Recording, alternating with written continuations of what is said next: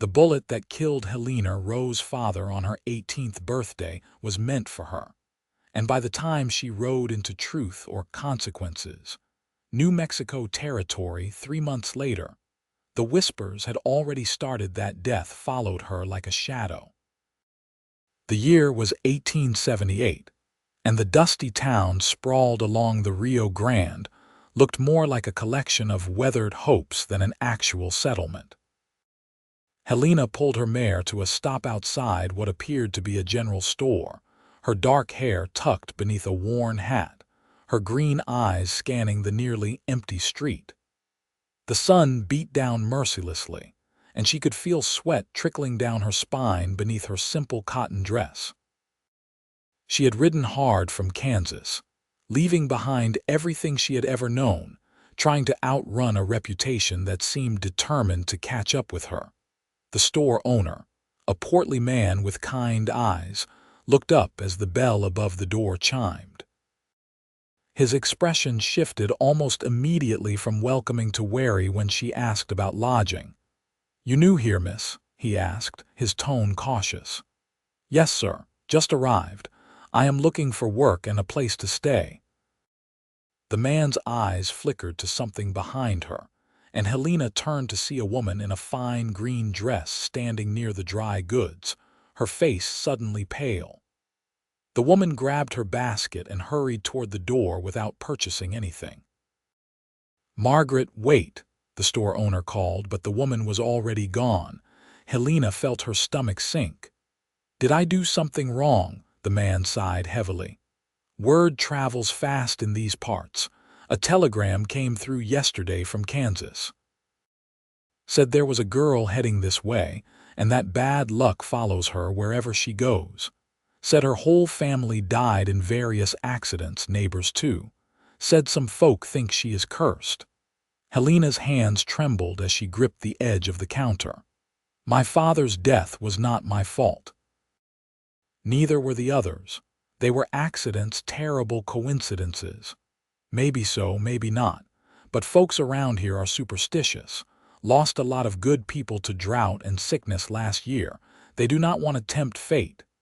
He paused, then his expression softened slightly. "There is a boarding house at the end of the street. Mrs. Patterson might take you in. She is not as particular as some."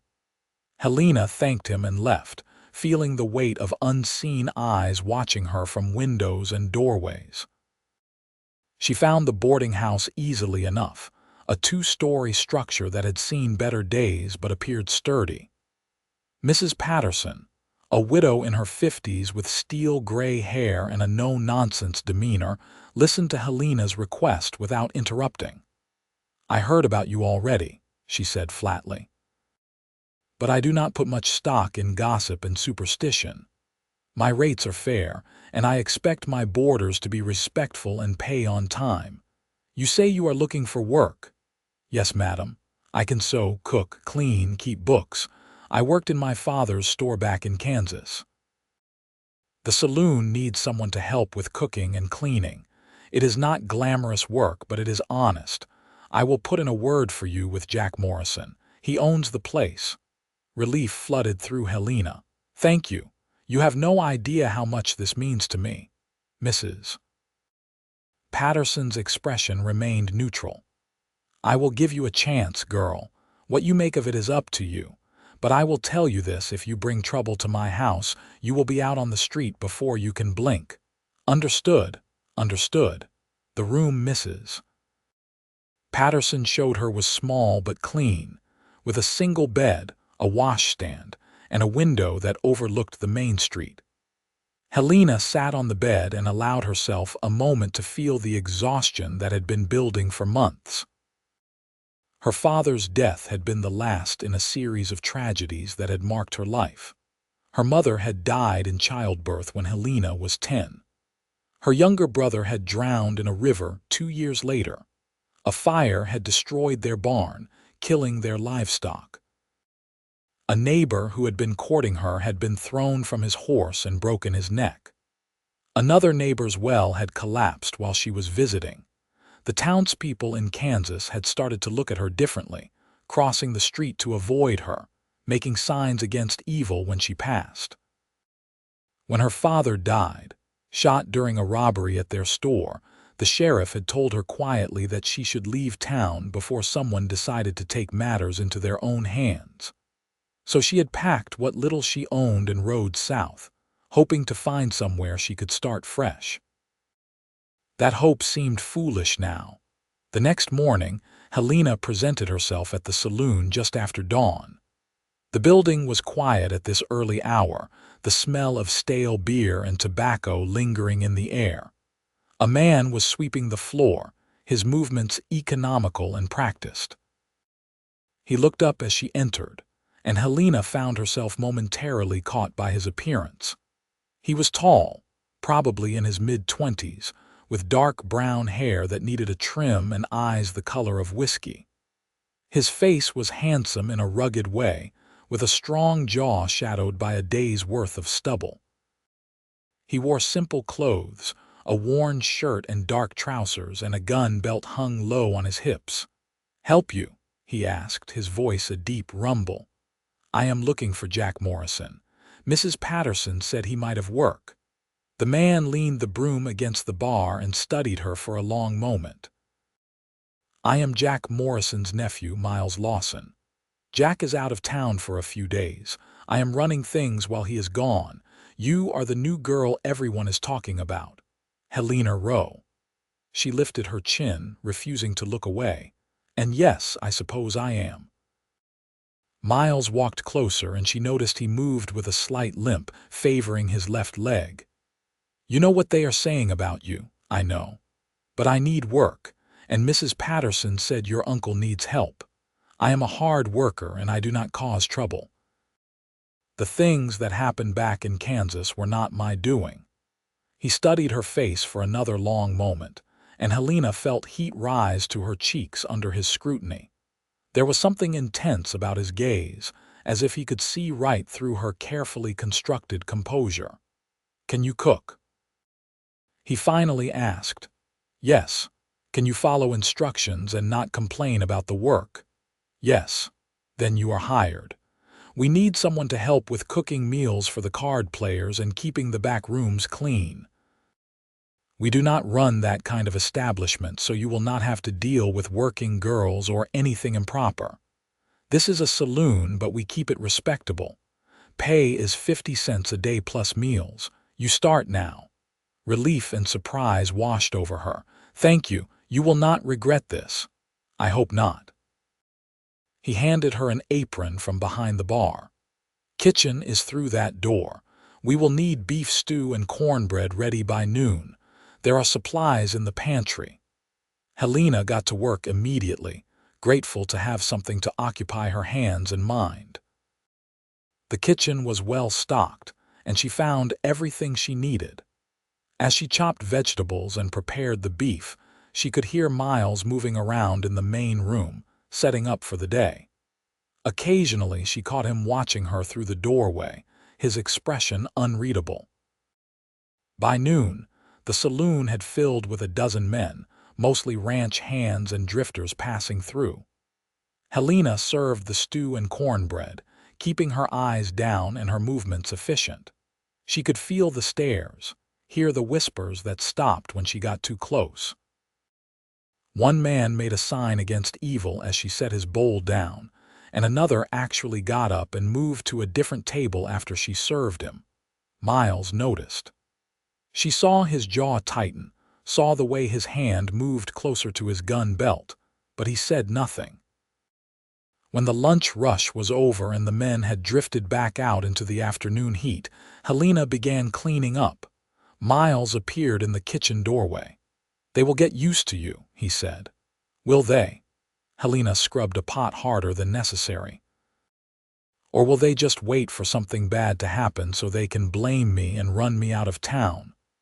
"That depends on whether you believe you are actually cursed." She looked up sharply. "Of course I do not believe it. It is superstitious nonsense. Bad things happen to people all the time. It is just the way life is."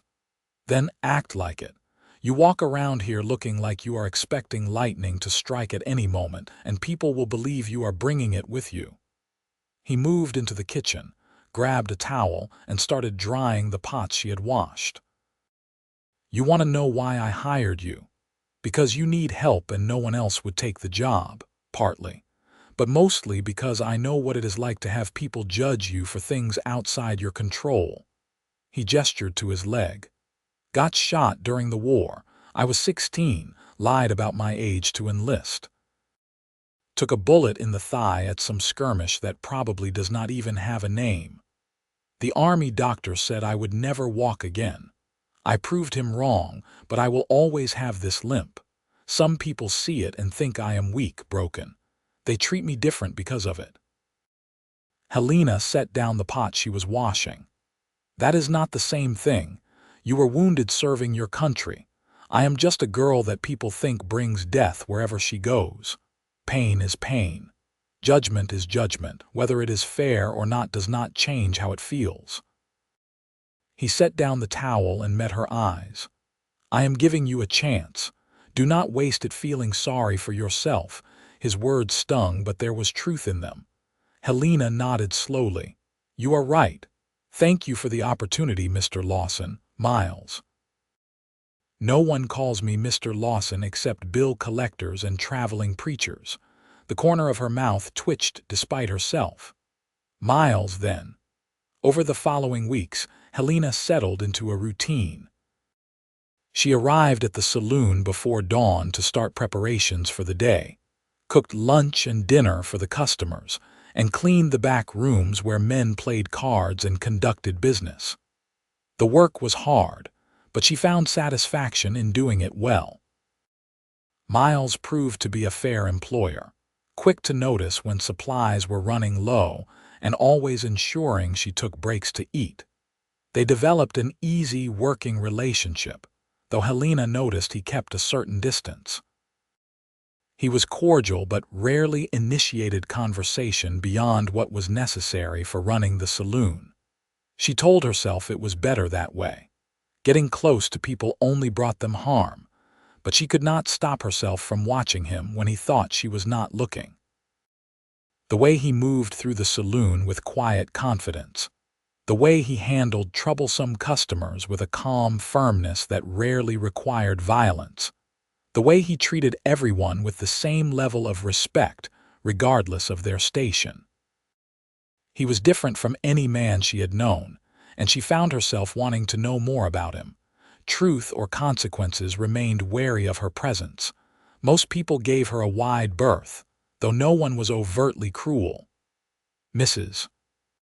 Patterson continued to treat her fairly, and the store owner had warmed up enough to offer her a nod of greeting when she came in to purchase personal items. But she had made no friends, received no invitations to church socials or community gatherings. She was tolerated, not accepted. Then the accident started. First, a horse broke its leg outside the saloon and had to be put down. The owner glared at Helena as Miles led the suffering animal away, his eyes full of accusation. Then a fire broke out in a storage shed behind the general store. No one was hurt, but valuable supplies were lost. Helena had been walking past just minutes before the flames were discovered. "Maybe they are right," she said to Miles one evening after the saloon had closed. They were sitting in the kitchen, sharing a pot of coffee. It had become a habit over the past few weeks, these quiet moments at the end of long days. "Maybe I do bring bad luck." Miles poured himself another cup, his expression thoughtful. "The horse stepped in a gopher hole. I saw it happen. The shed fire started because someone left a lantern burning." The marshal confirmed it. "These are not supernatural events, Helena. They are ordinary accidents. But they keep happening around me. They keep happening because we live in an imperfect world where bad things occur randomly. You are not responsible for the universe being chaotic and sometimes cruel." He paused, then added more softly, "But you seem determined to take the blame anyway. What else am I supposed to do? Pretend it does not bother me that people think I am cursed? That they look at me like I am some kind of monster? No, I am saying stop believing them." He leaned forward, his eyes intense. "Every time something goes wrong, you fold into yourself a little more. You stop looking people in the eye. You apologize for existing. That is what they see, and it confirms their superstitions. You want them to stop treating you like you are cursed. Then stop acting cursed." Helena felt tears prick her eyes. "You make it sound so easy." "It is not easy. It is the hardest thing in the world. But the alternative is letting fear and other people's ignorance control your entire life. Is that what you want?" "No." She wiped her eyes quickly, embarrassed by the show of emotion. "No, it is not." Miles reached across the table and took her hand. The gesture surprised her so much that she nearly pulled away. His hand was warm, calloused from work, and the touch sent a strange flutter through her chest. "Then fight back. Not with anger or violence, but by living your life as fully and honestly as you can. Show them who you really are, not who they think you are." Helena looked down at their joined hands, then back up at his face. Something had shifted between them in this moment, though she could not quite name what it was. All she knew was that for the first time since her father's death, she felt like someone truly saw her as a person rather than an omen. "Why do you care?" she asked quietly. "You could have hired anyone. You could have sent me away like everyone else wanted you to." Miles was quiet for a long moment. When he finally spoke, his voice was rough with emotion. "Because from the moment you walked into this saloon looking like the weight of the world was on your shoulders, I saw someone worth knowing. Someone strong and brave and trying so damn hard to keep going despite everything. And I thought, maybe this is the person I have been waiting for." The words hung in the air between them, full of possibility and risk. Helena's heart was pounding so hard she was certain he could hear it. "Miles, I do not think that is wise. People close to me get hurt. I will take my chances." He squeezed her hand gently. "But only if you want me to. If you would rather keep your distance, I will respect that. I will still employ you, still treat you fairly. This is your choice, Helena." She thought about the loneliness that had consumed her for so long, the isolation and fear. She thought about how Miles had treated her from the beginning, with respect and kindness, and a quiet strength that made her feel safe. She thought about the way her heart lifted whenever he smiled at her, the way she looked forward to these evening conversations more than anything else in her day. "I want you to," she whispered. "I want to try, but I am scared." "So am I." He smiled, and it transformed his serious face into something beautiful. "But some things are worth being scared for." They sat there in the lamplight, hands joined across the kitchen table, and Helena felt something tight in her chest begin to loosen. It was not love, not yet, but it was the beginning of something that could become love given time and care. The town's reaction to their growing closeness was predictable. More whispers, more sideways glances. A few of the regular customers stopped coming to the saloon, claiming they did not want to risk whatever curse Helena carried. Miles's uncle Jack returned from his trip and had a long, private conversation with his nephew.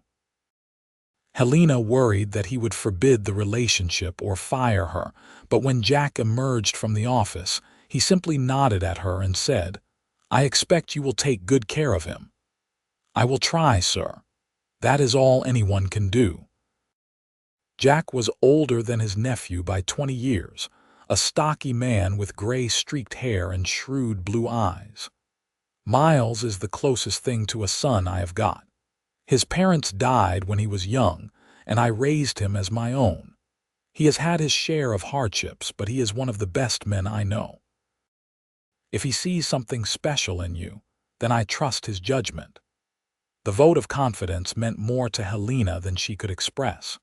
She threw herself into her work with renewed energy, determined to prove she was worthy of the faith Miles and his uncle had placed in her. She started cooking more elaborate meals, experimenting with recipes her mother had taught her.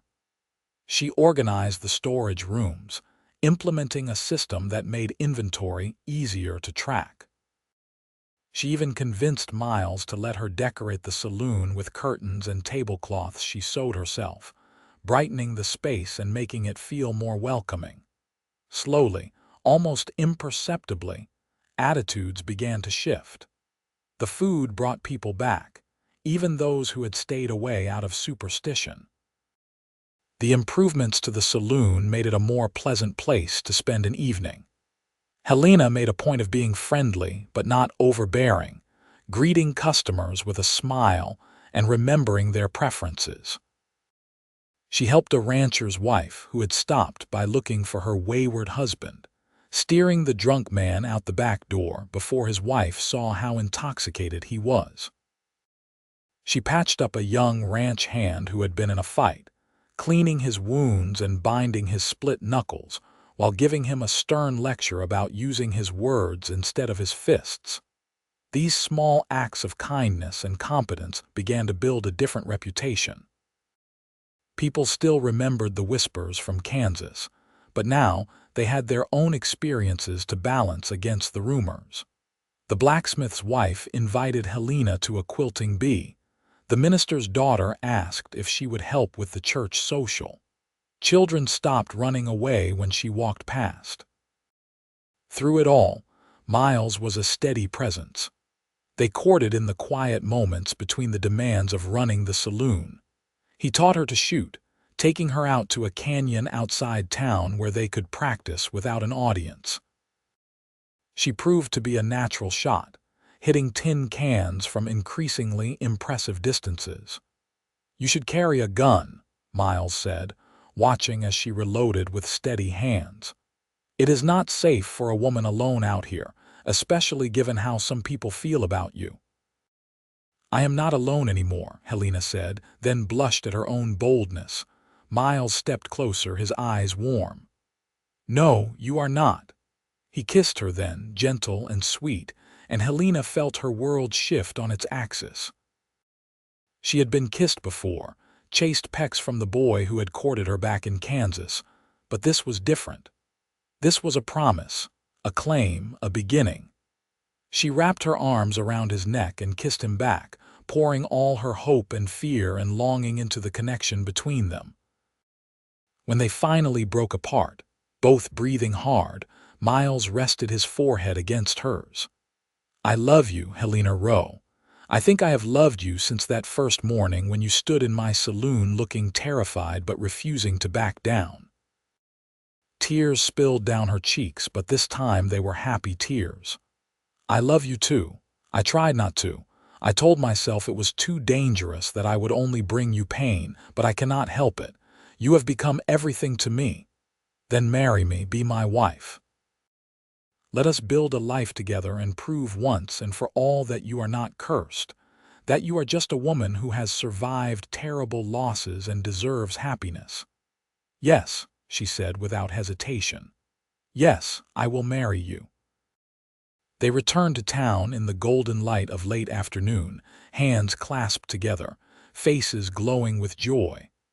Mrs. Patterson saw them first and called out from her porch, "Well, it is about time. I have been waiting for that boy to propose for weeks now." The news spread through Truth or Consequences like wildfire. By the time they reached the saloon, a small crowd had gathered. Jack Morrison stepped out, his face split by a huge grin. "About time indeed. We will have the wedding here, I insist."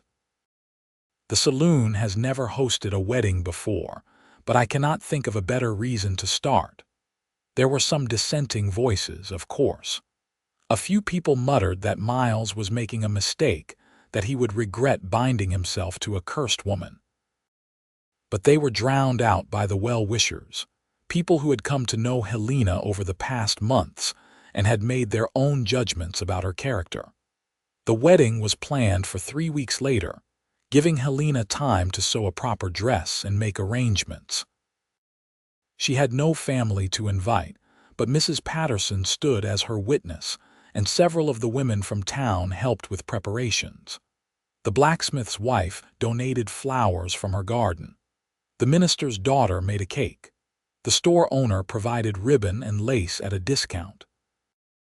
On the day of the wedding, Helena stood in her small room at the boarding house, staring at herself in the mirror.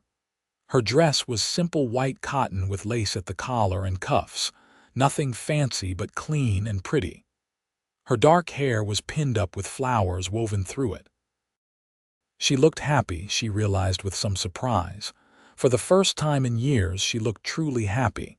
Mrs. Patterson appeared in the doorway, her stern face softened by emotion. "You look beautiful, child. Your mother would be proud. I wish she could be here. And my father." Helena blinked back tears, not wanting to ruin her face. They would have liked Miles. I am sure they would have. But they are watching over you, I am certain of that, and they are happy to see you finding love and building a new life. She held out a small package wrapped in brown paper. "This is for you, a wedding gift." Helena unwrapped it carefully to find a beautiful shawl, intricately knitted in a pattern of flowers and vines. "Mrs. Patterson, this is too much." "Nonsense. I have been working on it since the day Miles proposed. I had a feeling about you two from the start." She helped Helena drape it over her shoulders. "There, perfect. Now let us go. That young man is probably wearing a hole in the floor with his pacing." The saloon had been transformed. Tables were pushed to the sides, the floor swept clean. Lanterns hung from the rafters, and flowers decorated every available surface. The room was packed with people, far more than Helena had expected. It seemed like half the town had turned out for the wedding. Miles stood at the far end of the room near the bar, looking uncomfortably formal in a dark suit.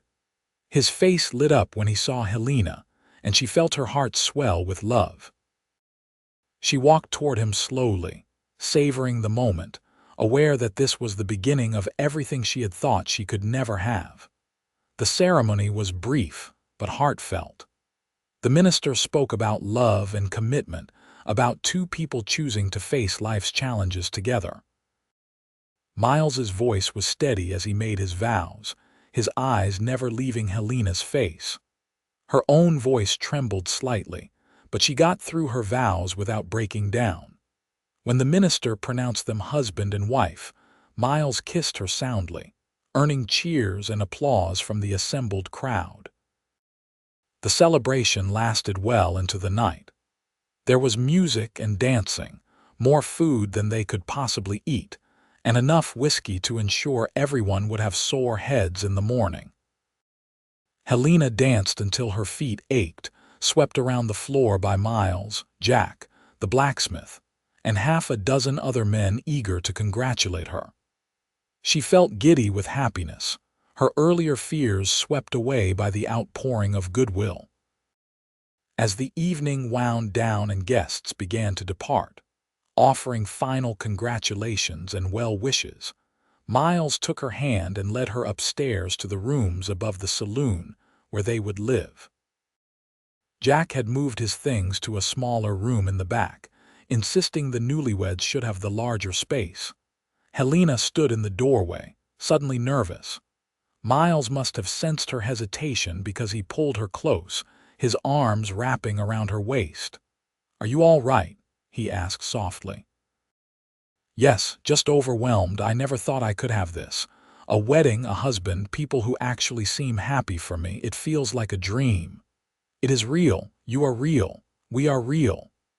He kissed her forehead, then her cheeks, then her lips, and we have the rest of our lives to prove it. They made love that night with tenderness and passion, learning each other's bodies, whispering words of love and promise. Helena had been nervous, uncertain, but Miles was patient and gentle, taking his time to ensure her pleasure as well as his own. When they finally lay tangled together in the darkness, listening to the sounds of the town settling into sleep beyond their window, Helena felt a peace she had not known in years. "I love you," she whispered into the darkness. "I love you too." Miles's arms tightened around her. You are the one I have been waiting for, the one I will always wait for." The first test of their marriage came sooner than expected. A week after the wedding, a young boy fell ill with fever. His parents brought him to the doctor, who diagnosed pneumonia and warned that the next few days would be critical. The boy's mother, a woman who had been friendly to Helena before the wedding, avoided looking at her when they passed on the street. Helena felt the old fears rising up. What if the boy died? What if people blamed her? She had been at the general store the same day the boy had been there with his mother. That was enough of a connection for superstitious minds to make. Miles found her sitting in their room that evening, staring at nothing. "I heard about the Carter boy. You are worried people will blame you if he does not recover. Am I wrong to worry? No, but you cannot control what other people think or how they react. All you can control is how you respond." He sat beside her, taking her hand. "What do you want to do?" Helena thought for a long moment. "I want to help. I want to cook meals for the family so they do not have to worry about that while they are caring for their son. I want to sit with the mother so she knows she is not alone. I want to do something useful instead of hiding and waiting for accusations." "Then that is what we will do." They prepared a large pot of stew and fresh bread, loading it into a basket along with coffee and sugar. Then they walked together to the Carter home, a small house on the edge of town. Mrs. Carter answered their knock, her face drawn with exhaustion and worry. She looked startled to see them.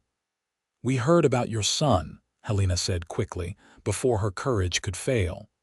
"We brought food, and I would like to help in any way I can. I can sit with him so you can rest, or I can do your washing or mending, whatever you need." Mrs. Carter's eyes filled with tears. "You would do that, even though I have been avoiding you. I am so ashamed. I let fear make me cruel." "You were not cruel. You were worried about protecting your child." "I understand that." Helena set the basket down and took the other woman's hands. "But I am not a curse. I am just a person who has lost people she loved, and I do not want to lose anyone else if there is anything I can do to help." Mrs. Carter pulled her into a fierce hug. "Thank you. Thank you so much. Yes, please, come in. The doctor says we need to keep him cool and get liquids into him when he will take them. I have been up for 2 days straight and I am so tired I can barely think." Helena and Miles stayed through the night, taking turns sponging the boy's fevered body with cool water and coaxing him to drink when he was conscious enough. Miles sat with Mr. Carter, offering quiet support and occasionally heading out to check on the family's livestock. Helena worked alongside Mrs. Carter, following the doctor's instructions and drawing on memories of caring for sick neighbors back in Kansas. The boy's fever finally broke just before dawn. He opened his eyes, asked for his mother in a thin voice, and then fell into a natural sleep. The doctor, arriving to check on his patient, declared that the worst had passed and the boy would make a full recovery with rest and proper care. Mrs. Carter wept with relief, hugging Helena tightly. "You saved him. You and Miles, you saved my boy." "The doctor saved him. We just helped." "No. You did more than help. You showed me what it means to be a neighbor, to be a friend. I will never forget this." Word of Helena's actions spread through town even faster than news of the wedding had. The narrative began to shift. Instead of being the cursed girl who brought death, she became the woman who had helped save the Carter boy. Instead of being shunned, she found herself greeted warmly on the street, invited to homes, included in community events. It was not a complete transformation. There were still people who remained suspicious, who crossed themselves when she passed or refused to do business with the saloon.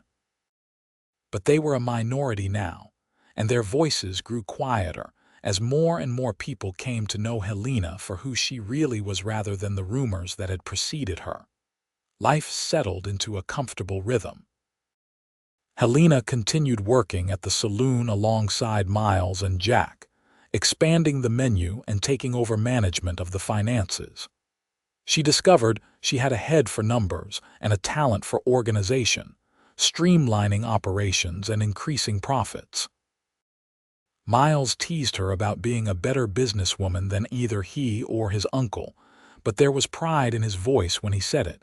They built a life together, small and simple but full of love. They talked about everything and nothing, sharing their pasts and their dreams. Helena learned about Miles's childhood, how he had lost his parents to cholera when he was 8, how Jack had taken him in and raised him with rough kindness. She learned about the war, about the horrors he had witnessed, and the guilt he still carried for surviving when so many had not. She learned about his limp, how it pained him on cold mornings and how he had taught himself to walk again through sheer, stubborn determination. Miles learned about Helena's life before the losses, about a happy childhood with loving parents, about her brother who had been her best friend. He learned about her mother's death, and how her father had tried to be both parents to his remaining children. He learned about the growing isolation as tragedy after tragedy struck, about the loneliness and the fear. He learned about the guilt she carried, the irrational but persistent belief that she was somehow responsible for every bad thing that happened around her.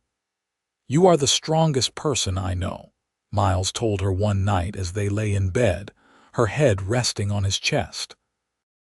"You have survived things that would have broken most people, and you came through it still capable of love and kindness. That is not a curse. That is a miracle." Helena kissed his chest, right over his heart. "You make me believe it.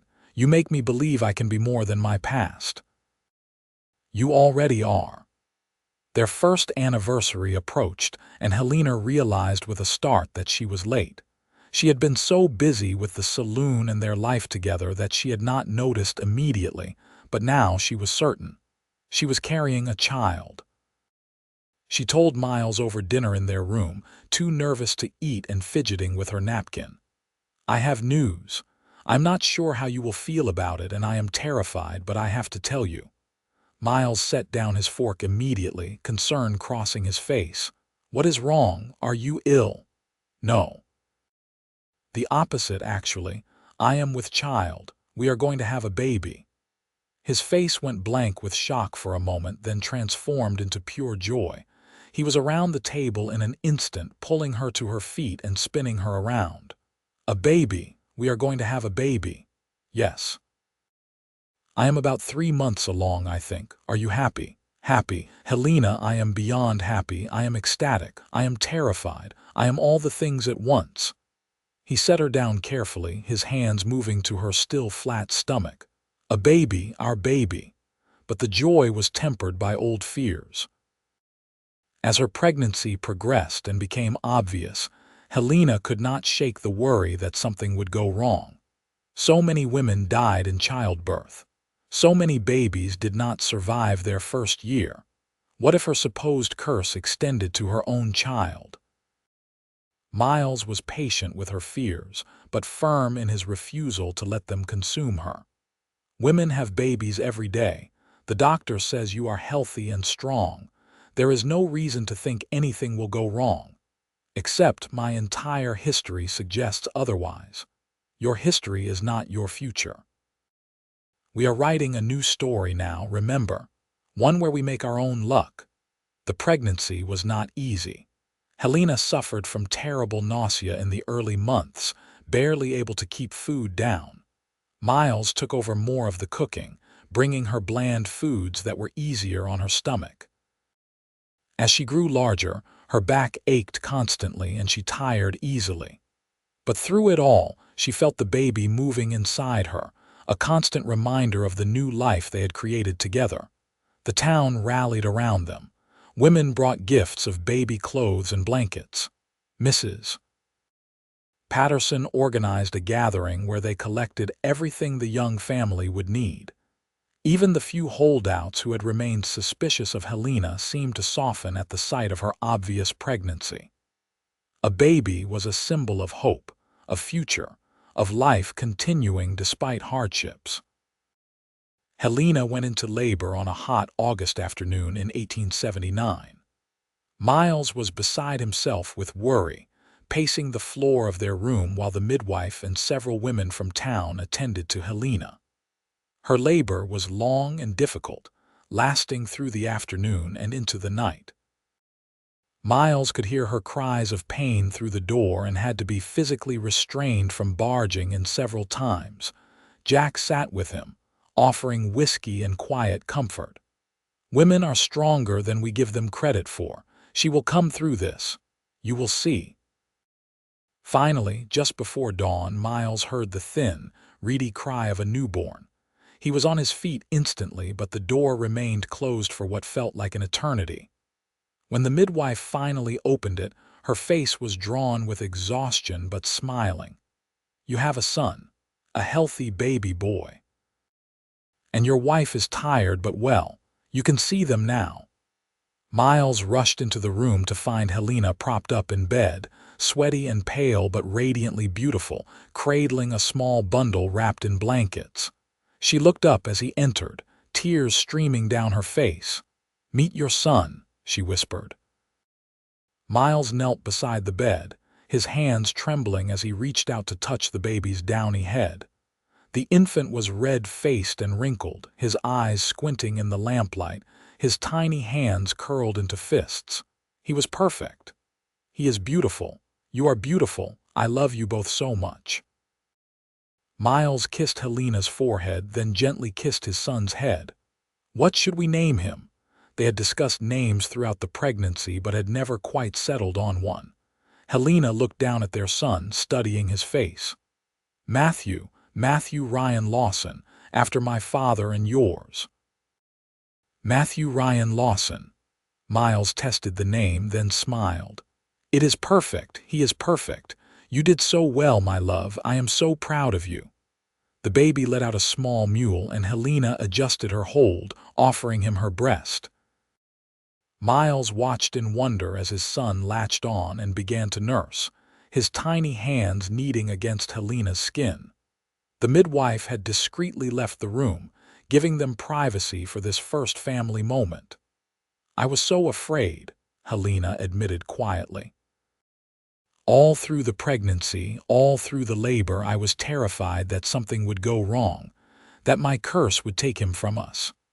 But it did not, because there is no curse. There never was. You are just a woman who has survived terrible losses, and now you have brought new life into the world. Our son is proof that your story is not one of death and tragedy. It is one of survival and love and hope." Helena looked at her husband, at her son, and felt the last chains of her past finally break. "You are right. This is our story now, not what happened before, but what we build from here." They named their son Matthew, and he thrived from the start. He was a healthy baby with strong lungs and a healthy appetite, sleeping in long stretches and waking with alert eyes that seemed to take in everything around him. Helena discovered that motherhood came naturally to her, though it was exhausting in ways she had not anticipated. Miles was a devoted father, taking over the baby's care whenever he could so Helena could rest, walking the floor with Matthew during fussy evenings, changing diapers without complaint. The saloon continued to operate successfully, though Helena stepped back from daily duties to focus on the baby. Jack hired a new cook and server, a young widow named Sarah who needed work to support herself. Helena trained her, teaching her the recipes and the rhythm of the saloon's operations, and was pleased to find that Sarah took to the work quickly. As Matthew grew from an infant to a toddler, Helena found herself marveling at the normalcy of their life. They had their challenges, of course, the struggles common to any young family. Money was sometimes tight. The baby got sick with various childhood ailments that sent her into panic before the doctor reassured her they were normal. Miles's leg bothered him more as he got older. making it harder for him to stand for long hours behind the bar. But these were ordinary problems, the kind that every family faced. There were no mysterious accidents, no unexplained deaths. The town continued to thrive, and Helena was fully integrated into the community now. She had real friends, women she quilted with and traded recipes with and gossiped with over coffee. She was invited to every social event, her opinion sought on community matters. On Matthew's second birthday, they threw a party at the saloon, inviting what seemed like the entire town. Children ran through the space playing games while adults talked and ate cake.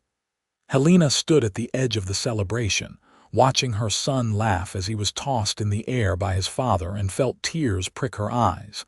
Mrs. Patterson appeared at her elbow. "Happy tears, I hope?" "Yes." "Very happy tears. I was just thinking about how different my life is now from what I thought it would be. When I rode into town 3 years ago, I was so alone, so convinced that I would never have this. A family, friends, a place where I belong. You earned it. You did not let fear or other people's prejudice stop you from building the life you wanted. That takes courage. I had help. Miles believed in me when I could not believe in myself, and you gave me a chance when no one else would. I will never forget that." Mrs. Patterson patted her arm. "You would have found your way eventually, but I am glad I could help speed things along. Now go enjoy your son's party. These moments pass too quickly." Helena made her way through the crowd to where Miles was swinging Matthew around, both of them laughing. She joined in, catching her son and covering his face with kisses until he squealed with delight. Miles pulled her close, one arm around her waist, the other holding their son, and Helena thought that if she died right now, she would die completely happy, but she had no intention of dying. She had too much life left to live. The years passed in a blur of activity and growth. Matthew grew into a curious, energetic boy with his father's brown hair and his mother's green eyes. He was bright and quick, learning to read before his 5th birthday and showing an aptitude for numbers that made Helena laugh. "He takes after you," Miles said proudly. "A natural head for business." When Matthew was 4, Helena discovered she was pregnant again. The news filled her with the same mixture of joy and terror as the first time, though Miles was more confident now. "You did this once already. You know what to expect. And Matthew turned out perfect, so clearly you are good at this." Their daughter was born in the spring of 1883, a full year after Matthew's 4th birthday. The labor was shorter this time, and Helena felt more prepared for what was happening. When the midwife placed the baby in her arms, she marveled at how different her daughter looked from her son. Where Matthew had been red-faced and wrinkled, his sister was pink and smooth with a cap of dark hair and delicate features. "Hannah," Helena said immediately. "Her name is Hannah." Miles, holding Matthew so he could see his new sister, smiled. "Hannah Rose Lawson." "Yes, perfect." Matthew was fascinated by his new sister, wanting to help with everything from diaper changes to feeding. He would sit beside Helena while she nursed, telling Hannah stories in his high, clear voice. Miles watched his growing family with obvious pride and contentment. The saloon remained successful, expanding to include a small hotel on the upper floors as truth or consequences grew. Miles and Jack ran the business together, with Helena managing the books and finances. They were not wealthy, but they were comfortable, able to provide for their family and save a little for the future. Helena sometimes thought about her past, about the girl she had been when she first arrived in this town. That frightened, isolated young woman seemed like a different person now.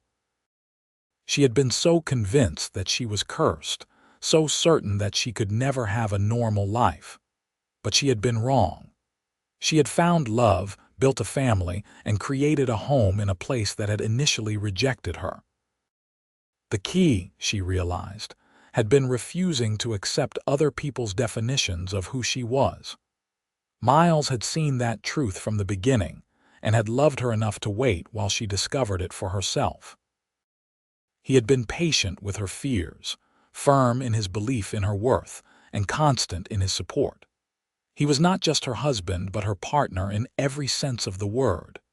They celebrated their 5th anniversary with a quiet dinner alone in their room while Jack watched the children. Helena wore her wedding dress, which still fit her though she had to let out some seams. Miles wore his suit from that day, looking just as handsome now as he had then, though there was more gray in his hair. 5 years, Miles said, raising his glass in a toast. They have been the best years of my life, mine too. Though I will admit the first few months were terrifying. For both of us, I kept waiting for you to realize you had made a mistake and leave. Helena reached across the table to take his hand. I could never leave you. You are everything to me, you and our children. I love you, Helena Lawson, more today than yesterday and less than I will tomorrow. They made love that night with the ease and familiarity of longtime partners who still desired each other deeply. Afterward, lying tangled together in their bed, Helena felt perfectly content. This was her life now, these quiet moments of intimacy mixed with the chaos of raising children and running a business. It was ordinary and extraordinary all at once. As the children grew, Helena made sure to tell them stories about their grandparents and uncle, keeping the memory of her lost family alive. She told them about her father's kindness and her mother's strength, about a little brother who had loved to fish and climb trees. She did not hide the sadness of those losses, but she framed them in the context of love and remembrance rather than tragedy and curse.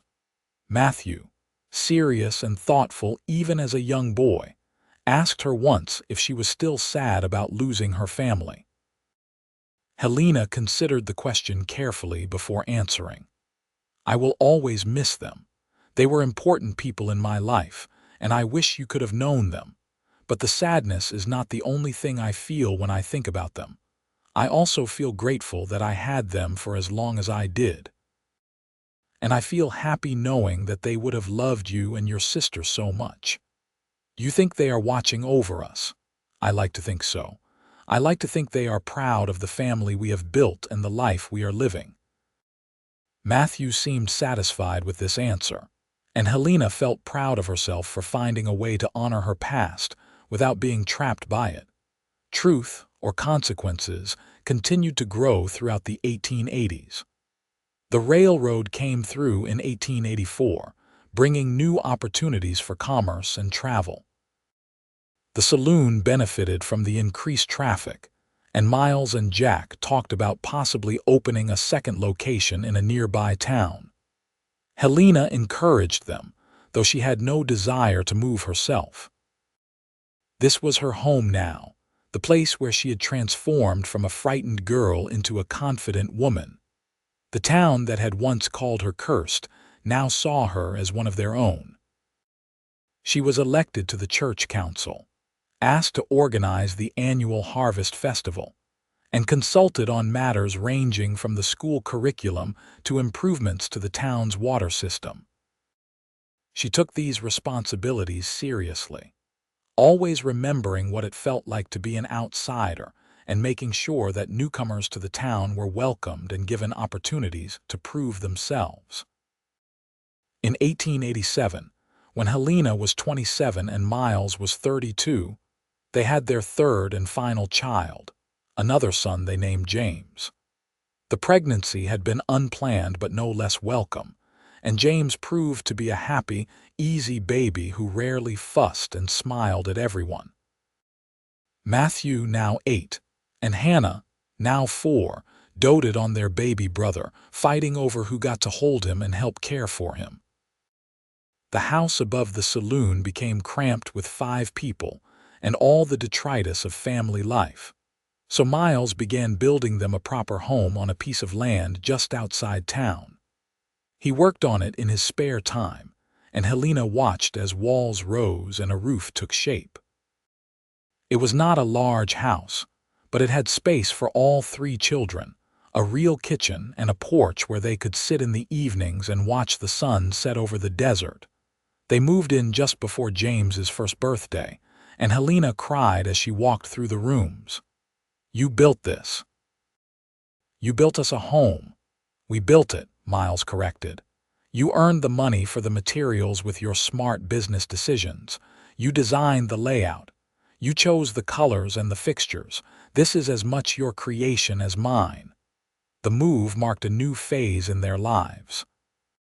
With Jack fully running the saloon and Helena stepping back from daily operations, they had more time to focus on their family and their own pursuits. Helena started a small vegetable garden, growing tomatoes and peppers and herbs. Miles got chickens, much to the children's delight, and they had fresh eggs every morning. Life was good. Life was normal. Life was everything Helena had once thought impossible. On a warm evening in late summer of 1890, Helena and Miles sat on their porch watching their children play in the yard. Matthew was 12 now, tall and lanky, helping James learn to throw a ball. Hannah, 7 years old and fearless, was climbing the large cottonwood tree at the edge of their property despite Helena's repeated warnings to be careful. "I have been thinking," Miles said, breaking their comfortable silence. "Dangerous habit," Helena teased. He smiled but continued seriously. "I have been thinking about the day you arrived in Truth or Consequences.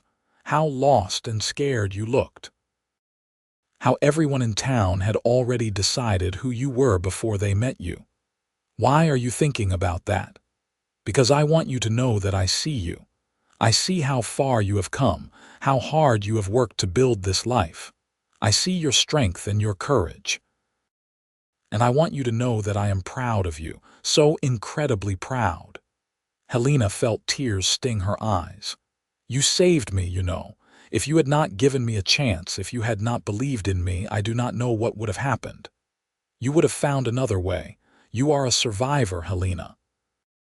You always have been. I just happened to be lucky enough to be there when you needed someone."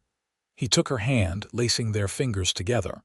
"But I am glad it was me. I am glad you are mine and I am yours. Forever," Helena said firmly. "You are stuck with me forever. That is all I have ever wanted."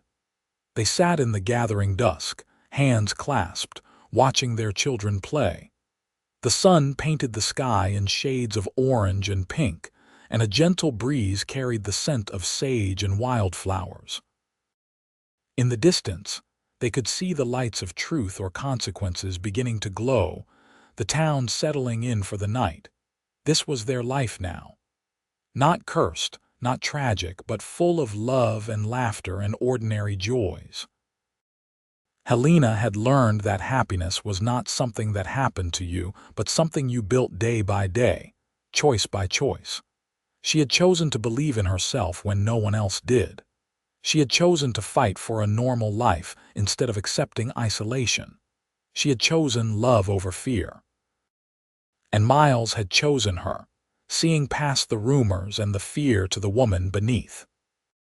He had called her the one he had been waiting for, and she had proven him right by becoming the partner he needed, the mother his children deserved, the wife who would stand beside him through whatever life brought their way. As darkness fell and the children reluctantly came inside for supper, Helena reflected on how her story had unfolded.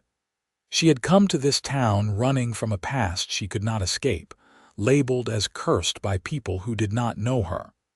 But she had refused to accept that label.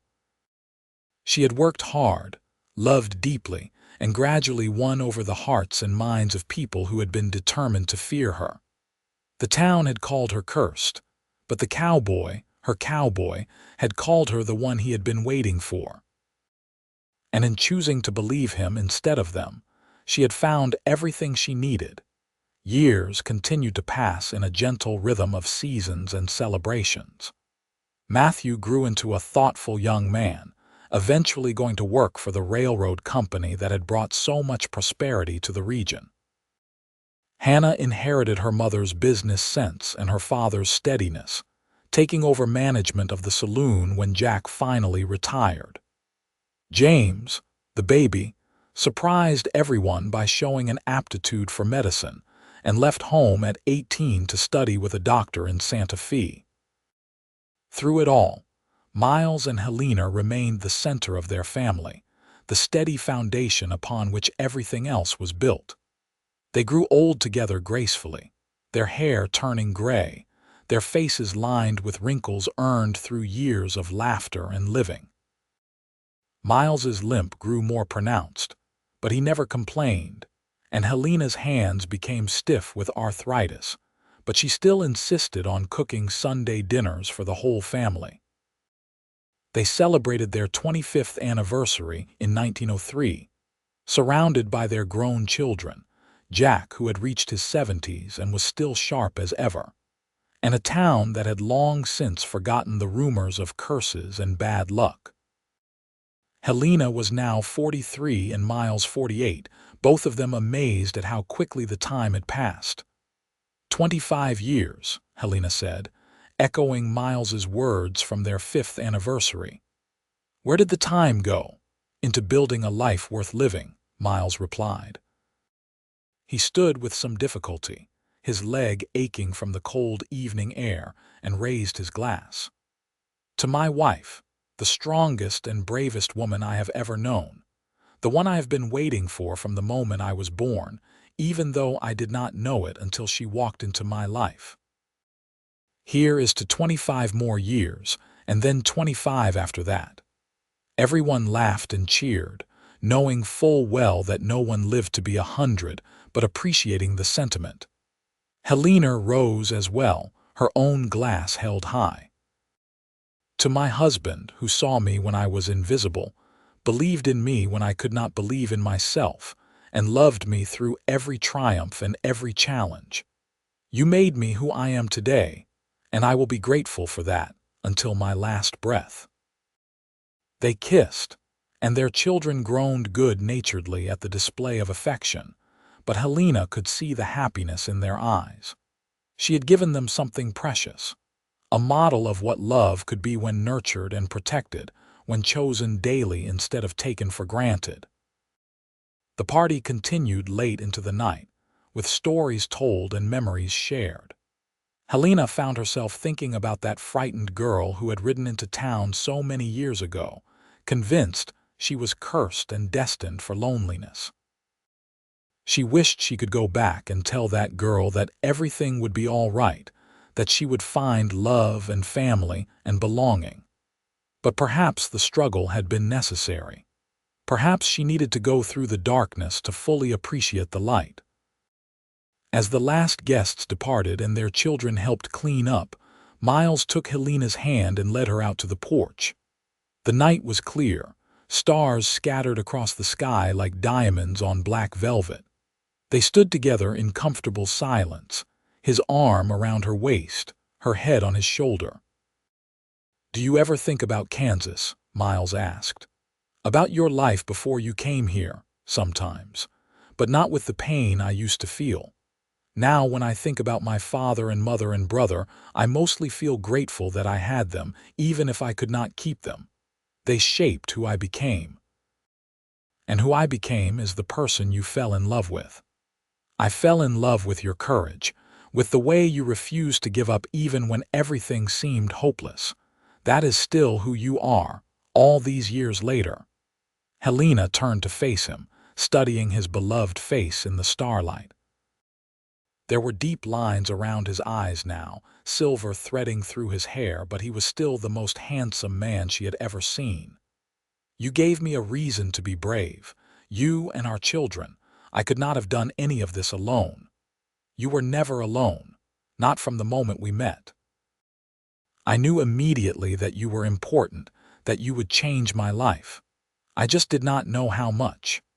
They stood together under the stars, two people who had found each other against all odds and built something beautiful from very little. Their story was not one of grand adventures or dramatic rescues. It was quieter than that, more subtle. It was the story of a woman who learned to believe in herself and a man who believed in her first. It was about choosing love over fear, again and again, until love became the foundation of everything. As they grew older still, into their 50s and then 60s, Helena and Miles settled into the peaceful routine of grandparents. Matthew married a schoolteacher from the next town over and had 4 children. Hannah married the son of a rancher and had 3. Even James, busy with his medical practice, found time to marry and start a family. The house that had once seemed so spacious now overflowed with grandchildren during holidays and special occasions, filled with noise and laughter and chaos. Helena loved every moment of it. She baked cookies with her granddaughters, told stories to her grandsons, and marveled at how her family had grown. Each child was a testament to the life she and Miles had built, proof that love could overcome fear and superstition. On their 40th anniversary, too old now for big celebrations, they had a quiet dinner alone in the house Miles had built so many years before. Their children had offered to host a party, but Helena and Miles had declined, wanting just to be together. 40 years, Helena said, the phrase now a familiar ritual. I can hardly believe it. Best 40 years of my life, Miles replied. His hair was completely white now, his face deeply lined, but his eyes were still that same warm, whiskey brown she remembered from their first meeting. I would do it all again in a heartbeat. Even the scary parts, the uncertainty in the beginning, especially those parts. They made the good times that much sweeter, and every moment with you, even the difficult ones, has been worth it. Helena reached across the table to take his hand, noting how both their hands trembled slightly now with age. You remember what you said to me, that night in the saloon kitchen when we were just getting to know each other. I said a lot of things to you. You said I was the one you had been waiting for, that from the moment I walked in you knew I was worth knowing. Miles smiled, remembering. And I was right, was I not? You were worth knowing, worth loving, worth everything. The town thought I was cursed. They were so sure I would bring death and disaster. But you brought life instead, our children, our grandchildren, all the good things we have built. You proved them wrong just by living fully and refusing to let fear control you. He squeezed her hand gently. You were never cursed, my love. You were blessed. We both were, to find each other. They finished their dinner and moved to the porch, their favorite spot, where they had spent countless evenings over the decades. The town lights twinkled in the distance, and Helena thought about all the changes she had witnessed. Truth, or consequences, had grown from a rough frontier settlement into a proper town with schools and churches and businesses. She had watched children grow into adults, seen strangers become friends, witnessed progress and change and growth. Through it all, one thing had remained constant, her love for Miles and his love for her. It was the anchor that held everything else in place, the foundation upon which their entire life was built. Miles shifted in his chair, trying to find a comfortable position. His leg bothered him constantly now, and he tired easily. Helena worried about him, though she tried not to let it show. They were both getting old, both slowing down, and she knew that their time together, precious as it was, could not last forever. What are you thinking about? Miles asked, always able to read her moods.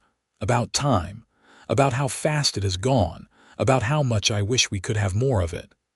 We have had more than most people ever get. 40 years of happiness, 3 children, too many grandchildren to count, a business that thrived, a home we built together. Not everyone gets that kind of blessing. I know, I just want more. I will always want more time with you. Miles reached over and took her hand again, his grip still strong despite his age. Then let us make the most of the time we have. No regrets, no looking back, just being grateful for every day we wake up together." "Always together," Helena agreed. "That is the only way I know how to be." They sat in the gathering darkness, hands clasped, hearts joined, two people who had defied expectations and built a life of love and meaning. The town that had called her cursed could never understand what they had found together. But Helena understood, and that was enough. Miles passed away in his sleep 2 years later, at the age of 70. He had been complaining of tiredness for weeks, but the doctor could find nothing specifically wrong beyond the natural wearing down of an aging body. Helena had gone to bed beside him, his arms around her as always, and when she woke in the morning, he was gone. His face was peaceful, his body relaxed, and for a moment she thought he was just sleeping deeply. The grief was immense, a tidal wave that threatened to drown her. For 42 years, Miles had been her partner, her love, her reason for believing in herself. Without him, she felt unmoored, adrift in a world that suddenly seemed too large and empty. But even in her grief, she did not blame herself or think of curses. Miles had lived a long, full life. He had died peacefully, without pain, surrounded by the evidence of everything they had built together. If that was a curse, then Helena could not imagine what a blessing would look like. Her children gathered around her in the days following his death, supporting her through the funeral and the aftermath. The entire town turned out to pay their respects, testament to the respect and affection Miles had earned over his lifetime. People shared stories of his kindness, his fairness, his quiet strength. Helena listened to them all, grateful that others had seen in him what she had always known. "He loved you so much," Hannah said one evening as she sat with her mother. "Everyone could see it. The way he looked at you, even after all those years together, like you were the most precious thing in the world." "I was lucky to have him," Helena replied. "He saved me in so many ways." "You saved each other," Hannah corrected gently. "That is what real love is. Not one person rescuing another, but two people choosing to build a life together." After the funeral, after her children had returned to their own homes and lives, Helena found herself alone in the house Miles had built. She walked through the rooms, touching things that had been his, remembering moments they had shared. The chair where he sat to read in the evenings, the spot at the table where he took his meals, the side of the bed where he slept. It would have been easy to sink into despair, to let grief consume her. But Helena had learned long ago that she was stronger than circumstances, that she could survive even the darkest times. So she grieved, fully and honestly, but she also kept living. She spent time with her grandchildren, helping Hannah run the saloon, volunteering at the church. She stayed active and engaged, refusing to simply wait for death to claim her too. On what would have been their 43rd anniversary, Helena visited Miles's grave in the cemetery on the hill overlooking town. She brought wildflowers, his favorites, and sat beside the headstone for a long time. "I miss you," she said aloud, not caring if anyone heard. "Every day I miss you. But I am still here, still living, because that is what you would want. You taught me that life is precious, that love is worth fighting for, that we have to keep going even when it is hard." The wind stirred the flowers, and Helena imagined it was Miles's way of answering, of letting her know he was still with her in some way. She lived for another 8 years, dying peacefully in her sleep at the age of 70, the same age Miles had been when he passed. Her children found her in the morning, lying in the bed she had shared with their father for so many years, a slight smile on her face as if she had been dreaming of something pleasant. The funeral was held on a bright autumn day, and it seemed like everyone in Truth or Consequences attended. Helena Lawson, The woman who had once been called cursed was mourned as a pillar of the community, a devoted mother and grandmother, a successful businesswoman, and most importantly, as a person who had lived with courage and grace. Matthew, now in his 50s and the eldest of her children, gave the eulogy. "My mother taught us many things. She taught us to work hard, to treat people fairly, to stand up for ourselves and others. But most importantly, she taught us that we are not defined by our past or by what others think of us. We are defined by the choices we make and the love we give." He paused, looking out at the assembled crowd. "When my mother came to this town, you called her cursed. You believed she brought bad luck and death. But she proved you wrong. She brought life and love and prosperity. She raised a family, helped build a business, and contributed to this community in countless ways. She was not cursed. She was blessed. And all of us who knew her, who loved her, were blessed by her presence in our lives." Helena was buried beside Miles, their headstones side by side, facing east to catch the morning sun. The epitaphs were simple. Miles's read "beloved husband and father" and the dates of his birth and death. Helena's read "beloved wife and mother" with her own dates. But if you looked closely, you could see additional words carved into the base of Helena's stone, added by her children. She was never cursed. She was loved. In the years that followed, as truth or consequences continued to grow and change, the story of Miles and Helena became something of a local legend. Grandchildren told it to great-grandchildren, always emphasizing the themes of courage, love, and perseverance. The house Miles built still stood, eventually becoming home to Hannah's family and then her children's families, passing down through the generations. The saloon, renamed Lawson's in honor of the family that had made it successful, remained a fixture of the town for decades. People would sit at the bar and tell stories about the cowboy who had believed in a cursed girl, who had seen past superstition and fear to find his true love. They talked about how Helena had won over the town through hard work and kindness, how she had raised a beautiful family and lived a long, full life. The truth was, there had never been a curse. There had only been a young woman who had suffered terrible losses and been unfairly blamed for them, and a young man who had been wise enough to see past the rumors to the truth beneath. Their love story was not one of magic or destiny, though it might have seemed that way to outside observers. It was simply the story of two people who chose each other, who worked hard to build a life together, and who never gave up on each other or themselves. Helena had come to truth or consequences running from a past she could not change, labeled as cursed by people who did not know her. But she had found Miles, who called her the one he had been waiting for. And together, they had built something that outlasted both of them. A family, a legacy, and a love story that would be remembered for generations. In the end, that was the real magic. Not curses or supernatural forces, but the transformative power of love and belief. Miles had believed in Helena when she could not believe in herself.